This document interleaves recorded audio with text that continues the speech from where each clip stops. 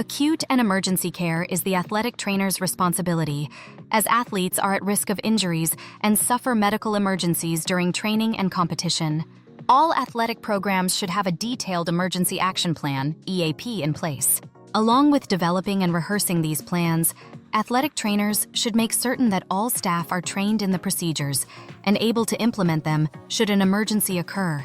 The National Organization for Athletic Trainers, NATA, offers an online guide to create a custom EAP. Athletic trainers must be ready to provide immediate first aid care and support to injured athletes until advanced medical attention arrives. Fast and injury-appropriate first aid can help minimize the severity of injuries and facilitate recovery. In case of injury or medical emergency, initiate the EAP and follow these general steps. Assess the scene. Confirm that the area is safe for the injured athlete, staff, and first responders. Check the field, court, or training area for potential threats and hazards. If any are found, determine the next steps to ensure safety. This may include removing obstacles or training aids or other measures. Remember that each situation is unique, and the priority is safety. Determine if the athlete is conscious and responsive. Conduct a primary assessment to identify life-threatening conditions using ABC. Airway. Make certain that the athlete's airway is open and unobstructed. Breathing. Look for normal breathing. Circulation. Check pulse. If present, control bleeding. Start CPR if necessary. If an AED is available, follow its instructions for use. If the athlete is conscious and alert, obtain a quick medical history. Ask about how the injury occurred and any previous injuries, medical conditions, medications, or allergies that could impact immediate care. To control bleeding, apply direct pressure to wounds using sterile bandages, dressings, or a clean cloth. Any materials that touch an open wound should be as sterile as possible to prevent infection.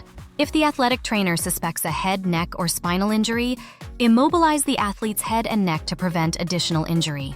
If available, use a cervical collar and/or backboard to further limit movement until advanced aid arrives. Provided the athlete allows, gently touch and feel the injured area to check for tenderness, bony abnormalities, muscle spasms, and temperature changes to skin. Gentle palpation can help to determine the specific location and source of pain. Taping and bracing techniques provide immediate support and stability to injured joints or muscles. Do this once an initial assessment is complete and the athletic trainer is confident the athlete is conscious, doesn't have an immediate life-threatening condition, and the athlete is agreeable. For suspected bone fractures or joint dislocations, immobilize the injured limb to prevent movement and reduce pain. To reduce swelling and discomfort associated with musculoskeletal injuries, elevate the injured limb. If allowable and once elevated, evaluate the injured joint or limb's range of motion. Compare it to the uninjured side to identify any limitations or abnormalities. This can help determine the type and extent of the injury.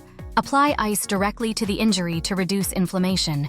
Monitor the athlete's condition while providing first aid and waiting for first responders to arrive. Pay careful attention to any changes in consciousness, breathing, and/or heart rate. Keep the athlete informed about what is happening and the next steps. Communicate to coaches, staff, team members, and medical personnel about the situation. Once first responders and/or advanced medical personnel assume care of the athlete, clearly document the details of the injury, the actions taken, and the athlete's current condition. Detailed records are important for follow-up care for the athlete and for legal purposes for the staff and facility. Remember that first aid is a temporary measure. Acute and emergency care in athletic training and injury assessment is a fundamental aspect of athletic training.